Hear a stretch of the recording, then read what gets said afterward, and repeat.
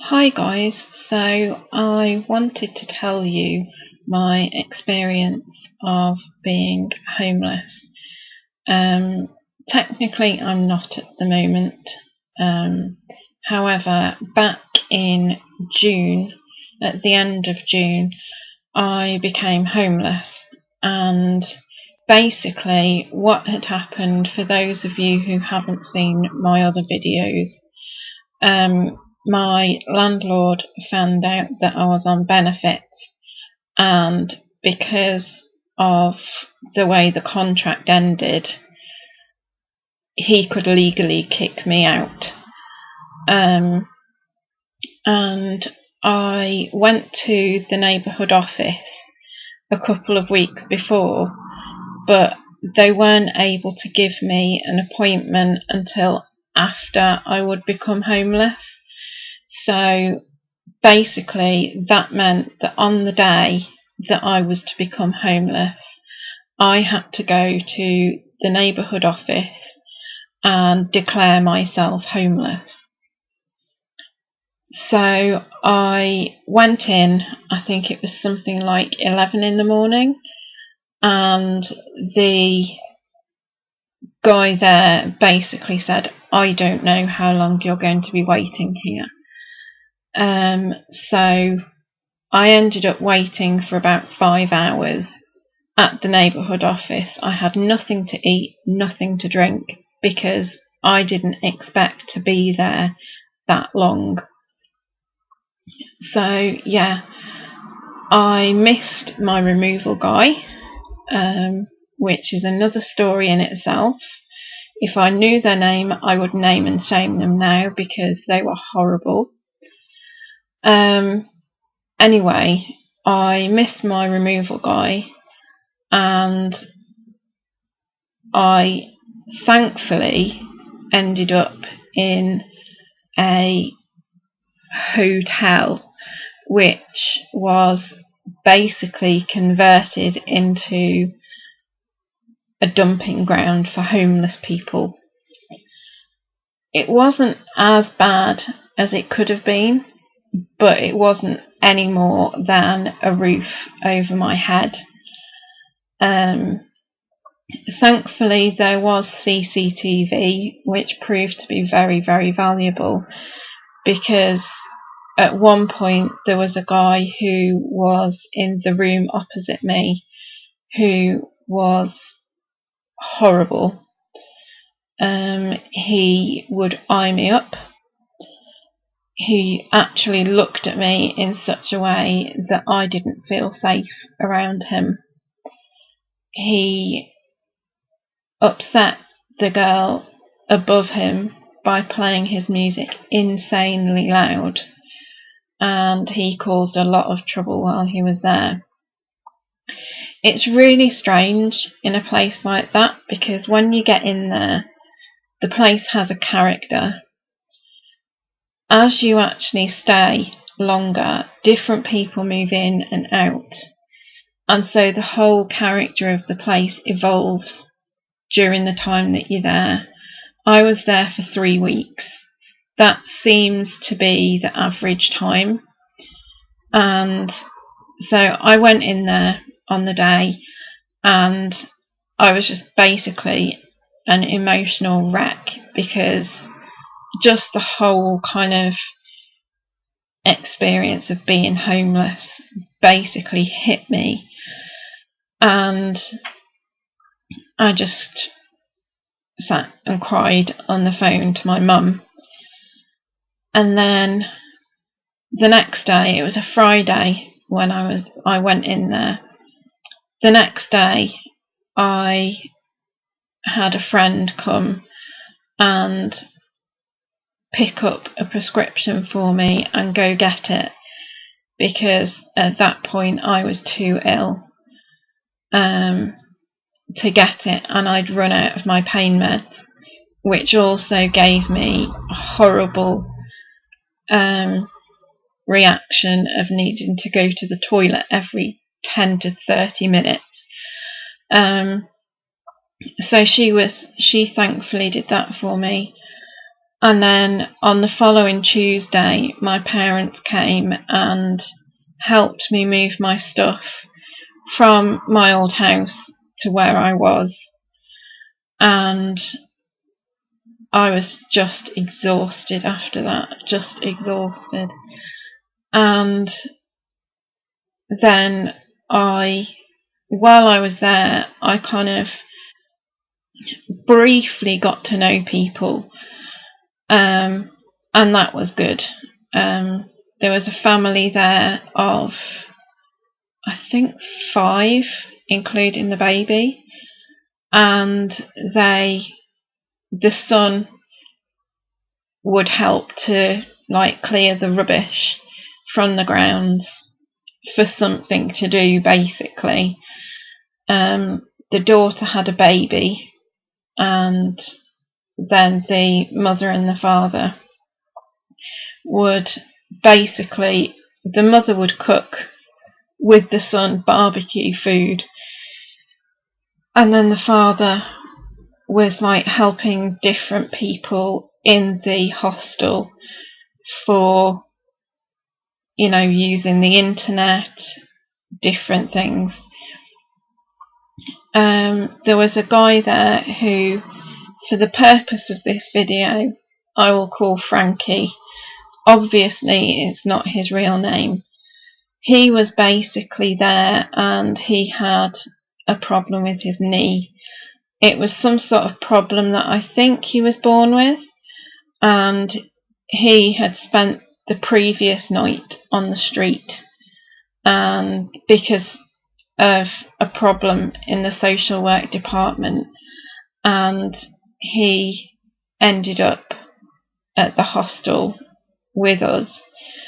And there was also a lady who I never actually met, and she was severely disabled, even more than me, and didn't come out of her room at all, except an ambulance came one day to take her to a hospital appointment, and I never actually saw her at all. There was an incident where there was a young lady who had been staying there with her boyfriend, but in a separate room, and they moved her, and because she stayed a little bit after visiting hours, they, as in the hotel owners, decided to call the police. It was crazy because she wasn't causing any trouble, and yeah, it was just silly. She wasn't causing any trouble, she wasn't upsetting anyone, and it was just silly. It was just because she stayed a few minutes after visiting hours finished. Sometimes they will be really tight with the rules, and sometimes they'll be loose with them, and it seems that they pick and choose who they're going to be tight with and who they're not. I think they were quite relaxed with me because I have the chronic fatigue syndrome and different things, and I needed help from people, so I think they were more relaxed with me. But they were really fussy with this girl, and she got the short end of the straw, and it wasn't very nice for her. I think they were a bit mean with her, to be honest. But like I say, it was completely different at the end than it was at the beginning, because people come in and go in, and the character of the place changes as people come and go. So yeah, the accommodation itself, like I said, was pretty much just a roof over my head. Because of theft and stuff, that's how I ended up with my fridge that I mentioned in yesterday's video. Basically so that I could keep food and not have it stolen from the communal fridge. And it was very hot while I was there, so it would have been impossible to just keep anything at room temperature because it would have gone horrible very quick. Thankfully, there was a BP garage up the road where I could get sandwiches, and there was a chippy across the road where I could get my dinner. If I'd have been a 3-meal-a-day person, I probably would have been in trouble. But because I only have 2 meals a day, I was alright. And that's because of the chronic fatigue syndrome, meaning that I need so much sleep. So unless I'm actually doing any extra activity, I only need to have 2 meals in a day, but that's another video altogether. But yeah, it was difficult, and at one point they called me, they tried to move me. There we go, that's the one thing I need to make sure I say. They tried to move me, I think it was about 10 days into my stay, and I told them that because of my chronic fatigue syndrome, I can't physically move my stuff, so please can they give me a little bit extra time to find somebody with a van. I would pay for it, even though it should really be them. And they said, no, you've got to go, you've got to move.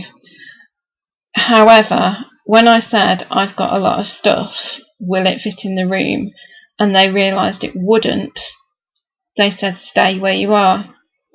So they wouldn't make allowances for my disability, but because my stuff wouldn't fit in my room, all bets were off, and that was just totally out of order as far as I'm concerned. Thankfully, I found out about civil legal advice, which is an advice line run for people entitled to legal aid, and they said that if civil legal advice is mentioned, usually they leave you alone. I didn't get a chance to put this to the test because 3 weeks into my stay, my best friend and her husband said that I could stay with them until I find somewhere, and that's where I am now. I did actually get a phone call the day before I moved to my friend's house saying that they wanted to move me, but because I said that I had somewhere to go, they said, oh, stay, don't worry, stay where you are till you move. And they let me be, and I moved into my friend's house the next day. So thankfully I didn't move into the other place, because apparently it's even worse than where I was. Where I was okay, but if standards were any lower, it would have been horrible. So I'm glad I didn't end up in the other place. And I mean, where I was, most of it was okay in my room. There was a socket that was loose, an electric socket that was loose. There was a few marks on the wall, and only one of the spotlights was working, but I had a lamp anyway, so it didn't matter. And yeah, so if it was any worse, then it would have been horrible. You kind of, when you go somewhere like that, you learn to be wary of other people, but be friendly with them. You never actually know when you shake a person's hand there whether you can trust them or not. But then at the other end of the spectrum, you never actually know whether the person who seems reluctant to talk to you isn't actually just feeling exhausted and emotionally drained from the whole experience of becoming homeless. If you face the prospect of possibly becoming homeless, go to your neighbourhood office as soon as you possibly can. As soon as you know it's a possibility, so that you can get that appointment before you become homeless. Get rid of as much stuff as you can, but keep hold of the essentials. If you don't have a tabletop fridge, a small fridge, get one, because you will need it. A lot of the places you can take your own stuff. One of the girls that stayed in the room next door to me, she had her own mattress and pushed the beds together, so that she had a more comfortable bed. You will need to take stuff like soap, the usual toiletries, any sort of cleaning stuff that you want to keep things to a certain standard. You'll need that. If you want a duvet, take that. I remember sending a Facebook message, I think it was, on my Facebook page saying home is where my duvet is, because having my duvet was even more of a psychological benefit, and it really did help. So yeah, and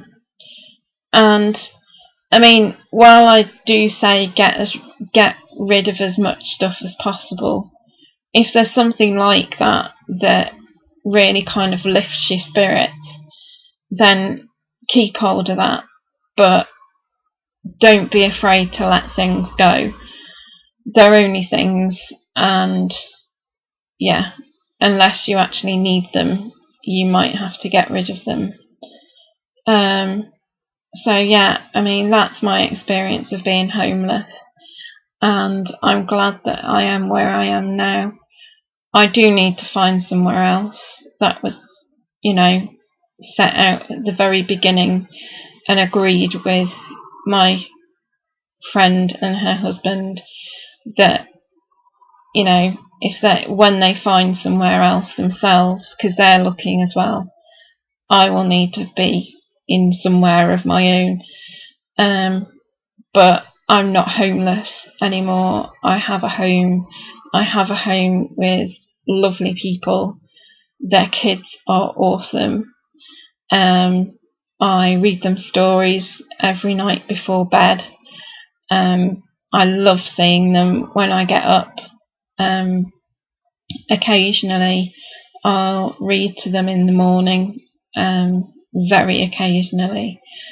And it's quite nice just hearing kids in the background when I'm doing stuff in my room. So yeah, it's nice here. The only thing that bugs me really is just out that way, is a main road right outside my bedroom door, and we get a lot of emergency vehicles, police and ambulances going past at night. And just before I did this video, I had 2 cars go past, 2 police cars going past, full sirens, everything, and it was about 1:30 in the morning. So it is a main route out of Birmingham, and so it is busy, and that kind of gets annoying sometimes. But apart from that, it's nice being here and I enjoy it, and I'll miss them when I find somewhere else, but for the moment I'm enjoying it and making the most of it. So that was my homeless experience. I hope you found it interesting and helpful, and I'll see you again soon. Bye.